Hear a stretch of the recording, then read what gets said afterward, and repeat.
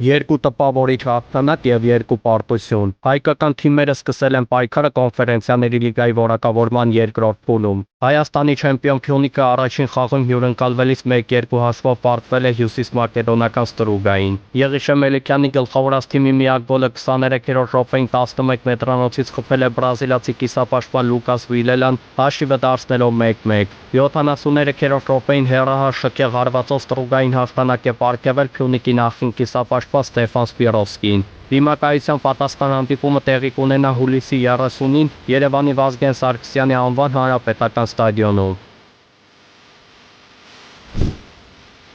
Հայաստանի փոխչեմպիոն Նոան Աբովյանի Վահագն Թումանյանի անվան ստադիոնում ընդունել է մանթան ներկայացնող Սլիմա Վոնդերեսին և հաղթել 7-0 հաշվով։ Ռուի Մոտայի գլխավորած թիմի կազմում հետրիկի հեղինակ է դարձել պորտուգալացի հարձակվող Գոնշալո Գրեգորիուն։ Ալբանացի վինգեր Էրալդո Չինարին դուբլ է գրանցել։ Ֆրանսիացի հարձակվող Վիրջիլ Պինսոնն ու պորտուգալացի կիսապաշտպան Էլդեր Ֆերեյրան էլ մեկական գոլ են խփել։ Նոան տարել է անկախ Հայաստանի պատմության մեջ ամենախոշոր հաշվով հաղթանակը Եվրագավաթներում։ Դիմակայության պատասխան խաղը տեղի կունենա օգոստոսի 1-ին Մալթայում։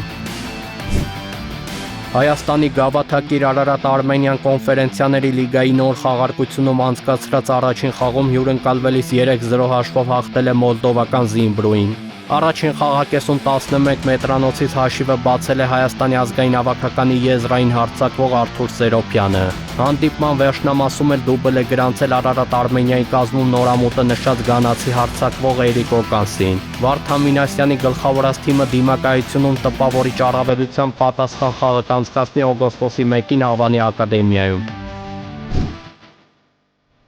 Երևանի Ուրարտուն էլ Չեխիայում հյուրընկալվել է Բանիկ Օստրավային և պարտվել 1-5 հաշվով։ Դմիտրի Գունկոյի գլխավորած թիմի միակ գոլն ավելացված ժամանակի 4-րդ րոպեին խփել է հարձակվող Գևորգ Տարախչյանը։ Դիմակայության պատասխան խաղը տեղի կունենա օգոստոսի 1-ին Ուրարտուի ստադիոնում։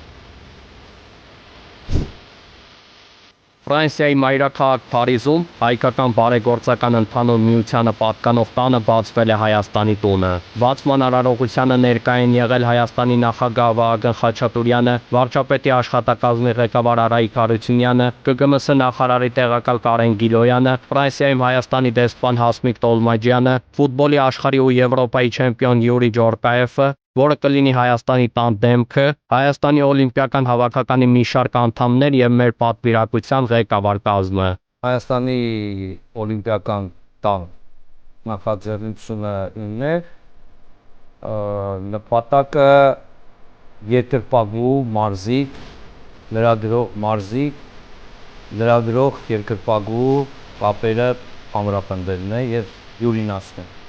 Հուլիսի 26-ին բացման հանդիսավոր արարողությամբ Փարիզում պաշտոնապես կմեկնարկեն 33-րդ ամառային օլիմպիական խաղերը։ Հայաստանը քառամյակի գլխավոր մարզական իրադարձությանը կմասնակցի 15 մարզիկով։